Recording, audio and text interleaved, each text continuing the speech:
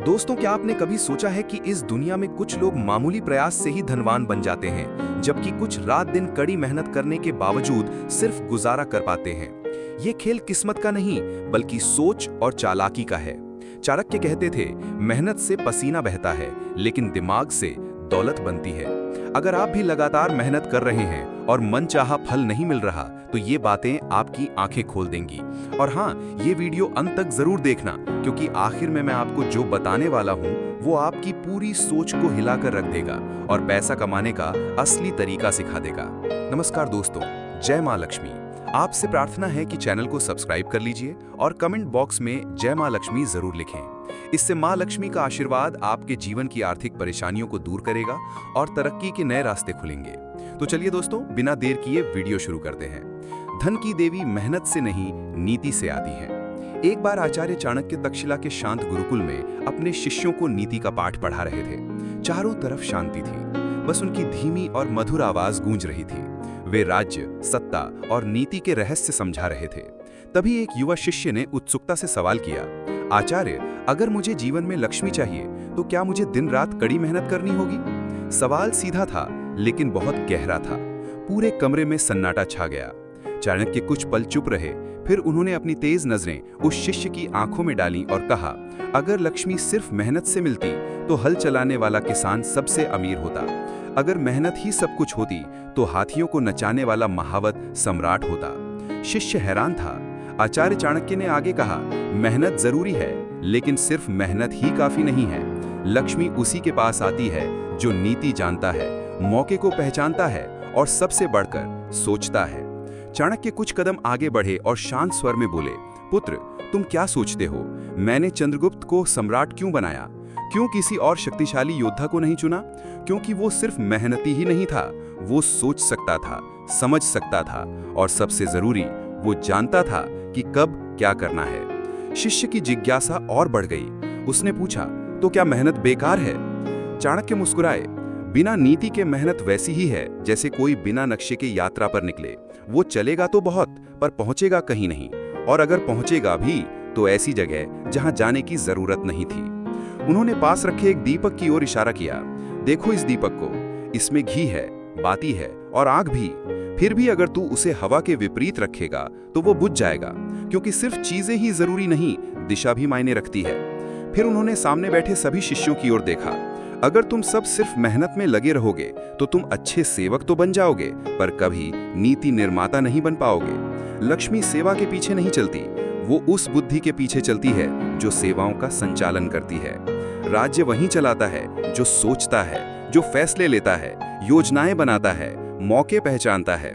जो सिर्फ दूसरों के कहने पर काम करता है, वो पूरी जिंदगी सिर्फ दूसरों की योजनाएं पूरी करने वाला एक साधारण कार्यकर्ता बनकर रह जाता है। शिष्य की आंखों में अब चमक आ गई थी। चाणक्य अब गंभीर हो चुके थे। ध्यान से सुनो पुत्र, लक्ष्मी एक देवी है और देवी को बुलाने के लिए मंदिर जितना सुंदर होना चाहिए, मंत्र भी उतना ही शुद्ध होना चाहिए। तुम्हारा शरीर श्रम का मंदिर है, पर नीति ही वो मंत्र है जिससे लक्ष्मी आकर्षित होती है। कुछ पल के लिए सन्नाटा छा गया। फिर चाणक्य ने आखिरी बात कही, धन उसे नहीं मिलता जो पसीना बहाता है, बल्कि उसे मिलता है जो जानता है कि पसीना कहाँ, कब और किसके लिए बहाना है। चाणक्य की वो आखिरी बात जैसे शिष्यों के दिल में उतर गई और वहां देर तक गूंजती रही। उस दिन आचार्य चाणक्य की बातें शिष्यों के मन में गहराई से समा गईं। बातें खत्म हो गई थीं, पर उनके असर का अंत नहीं हुआ था। नीति का वो पाठ सिर्फ एक बातचीत नहीं, एक नजरिया था जिसने जिंदगी बदलने की राह दिखा दी थी। और फिर सब चुपचाप अपने अपने ध्यान में लौट गए। कुछ दिन बाद मगध की राजधानी में एक खास सभा बुलाई गई। सभा में व्यापारी, सैनिक, किसान, विद्वान, सभी तरह के लोग मौजूद थे।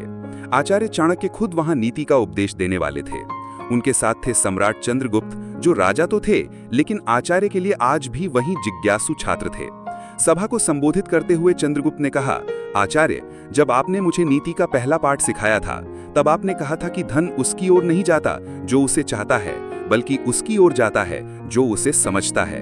आज इस सभा में हर व्यक्ति यही समझना चाहता है कि लक्ष्मी की चाल को कैसे पहचाना जाए। अब मंच पर आचार्य चाणक्य खड़े हुए और वहां एक ऐसी शांति छा गई जिसमें सिर्फ विचार गूंज सकते थे। चाणक्य ने सभा की ओर देखा और बोले, धन को सिर्फ कमाना काफी नहीं है, उसका स्वभाव समझो। लक्ष्मी स्थिर नहीं है, वो पानी की तरह है। जहां उसे गहराई और शुद्धता मिलती है वहां रुक जाती है। जहां लालच और भ्रम होता है वहां वो ठहरती नहीं। उन्होंने सभा में बैठे किसानों की ओर इशारा किया। एक किसान दिन भर खेत में काम करता है, पर अगर वो ये ना जान पाए कि कौन सी फसल कब बोनी है तो उसकी मेहनत बेकार जाती है। मेहनत से अनाज नहीं उगता, समय की समझ और नीति से फसलें आती हैं। फिर उन्होंने व्यापारियों की ओर देखा। एक व्यापारी बाजार में हर दिन बैठता है, पर अगर वो ये ना जान पाए कि कब किस चीज की मांग बढ़ेगी तो उसे घाटा होगा। व्यापार में लाभ सिर्फ मेहनत से नहीं, बुद्धि से आता है। सभा अब ध्यान से सुन रही थी। चाणक्य ने आगे कहा, धन उसी का दोस्त बनता है जो उसका सम्मान करता है। धन का सम्मान मतलब उसे सिर्फ खर्च करने की चीज न समझो, उसे मौका बनाओ, दूसरों के लिए काम पैदा करो, तब लक्ष्मी खुश होती है। फिर उन्होंने अपनी बात को और गहरा करते हुए कहा, धन की चाल ये है, वो तेज नहीं भागती, पर जो उसके पीछे भागता है वो जरूर थक जाता है। समझदार वही है जो खुद को ऐसा बनाता है कि धन खुद उसके पास खिंचा चला आए। सभा में कई लोग अब धीरे धीरे अपनी गर्दन हिला रहे थे, जैसे वो अपनी जिंदगी की गलतियों को पहली बार समझ रहे हों। चंद्रगुप्त ने पूछा, आचार्य, अगर कोई गरीब व्यक्ति आपके बताए नियम अपनाए तो क्या वो सच में अमीर बन सकता है? चाणक्य मुस्कुराए, पुत्र, जब मैंने तुझे पहली बार देखा था तू गरीब था, लेकिन विचारों से अमीर था। तेरे पास धन नहीं पर नीति थी। लक्ष्मी वहां नहीं जाती जहां दिखावा है, वो वहां जाती है जहां संयम, धैर्य और समझ है। फिर उन्होंने सभा की ओर देखा और बोले, अगर धन को सिर्फ जमा किया जाए तो वो रुकता नहीं, पर अगर उस धन को विचार से इस्तेमाल किया जाए तो वो औरों को भी अमीर करता है और तुम्हें भी। अंत में उन्होंने एक बात कही जो सभा के हर इंसान के दिल में उतर गई। धन वही पाता है जो सिर्फ मेहनती नहीं बल्कि नीति में भी माहिर होता है, क्योंकि लक्ष्मी मेहनत से नहीं बुद्धि से खुश होती है। चाणक्य की ये आखिरी बातें सभा में जैसे मंत्र बनकर गूंजने लगीं। धीरे धीरे सूरज पश्चिम की ओर ढलने लगा और उसी के साथ वो सभा भी खत्म हो गई। लोगों ने आचार्य को बार बार प्रणाम किया, धन और लक्ष्मी के प्रति उनकी सोच बदलने के लिए। किसी ने कहा, आपने हमारी आंखें खोल दी, तो किसी ने बस चुपचाप हाथ जोड़कर सिर झुका दिया, क्योंकि शब्द कम पड़ गए थे। लोग अपने अपने घरों को लौट गए, पर उनके मन में जो विचार जलने लगे थे वो रात की आग की तरह भीतर ही भीतर भड़क रहे थे। उसी रात एक व्यापारी जिसका नाम वर्धन था चुपचाप चाणक्य के पास आया। उसकी आंखों में थकान थी, पर सवाल और भी भारी थे।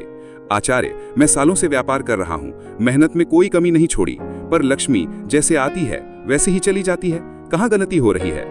चाणक्य ने उसकी ओर देखा, मुस्कुराए नहीं, ना ही कोई तसल्ली दी, बल्कि बोले, वर्धन, तू लक्ष्मी को मेहनत से पकड़ने चला है, जबकि वो बुद्धि से आकर्षित होती है। तेरा पसीना तेरी मेहनत का सबूत है, पर नीति न होने से तू हमेशा गरीब रहेगा। वर्धन सिर झुकाकर बैठ गया। चाणक्य धीरे से बोले, ध्यान से सुन, लक्ष्मी कभी उस घर में नहीं जाती जहां ये 3 कमजोरियां हों, बेहिसाब खर्च, अस्थिर फैसले और खुद पर शक। पहला, बेहिसाब खर्च। जो व्यक्ति धन मिलते ही उसे रंगीनियों में उड़ा देता है वो लक्ष्मी का अपमान करता है।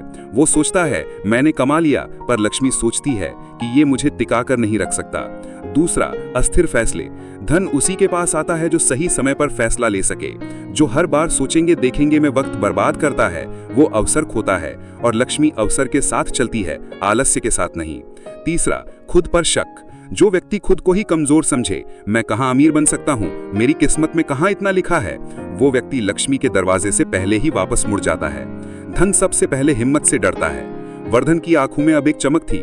चाणक्य आगे बोले, अब सुन क्या करना है। हर दिन के अंत में अपने धन के फैसलों का हिसाब कर। तेरा धन कहाँ जा रहा है और क्यों, ये जानना ही पहला नियंत्रण है। फायदे और लालच में फर्क समझ। कभी कभी एक सौदा बड़ा लगता है, पर उसका नतीजा धन नहीं बर्बादी होता है। जो हर बार सिर्फ फायदा ही देखे वो समझ खो देता है, लक्ष्मी उसे नहीं पहचानती। अपने वक्त को बेकार न कर, हर पल कीमती है। जिसने वक्त की कीमत पहचानी उसने लक्ष्मी की जड़ पकड़ ली। अब चुप्पी थी, पर वो मौन शांति का नहीं, अंदर से बदलने का था। चाणक्य ने आखिर में कहा, धन की देवी को सोने की माला नहीं चाहिए, उसे चाहिए ऐसा मन जो स्थिर हो और ऐसा दिमाग जो नीति से भरा हो, वहीं उसे रोक सकता है। वर्धन ने सिर झुका लिया। उस दिन उसने धन की तलाश छोड़ी और बुद्धि की यात्रा शुरू की। दोस्तों, अगर आपने वीडियो को यहाँ तक देखा है तो यकीन मानिए आप सच में अमीर बनने के लायक हैं। आपके अंदर जरूर एक जुनून है जिंदगी में कुछ बड़ा करने का, और वो धैर्य भी है जो हर किसी में नहीं होता। अब मैं बताने जा रहा हूँ चाणक्य की सबसे ताकतवर धन नीति, जो आपकी सोच को ऐसे बदलेगी कि धन और लक्ष्मी खुद चलकर आएंगे। मेहनत कम और समझदारी ज्यादा, तो अंत तक जरूर देखना।